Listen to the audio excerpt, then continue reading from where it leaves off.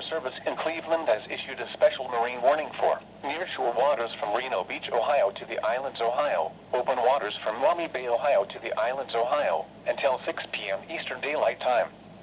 At 4:58 p.m. Eastern Daylight Time, a severe thunderstorm was located near Monroe Harbor, moving southeast at 25 knots. Hazard, wind gusts to 40 knots and large hail. Source, radar. Impact, small craft could be damaged and briefly higher winds and suddenly higher waves. Large hail could result in structural damage. Locations impacted include Pudding Bay,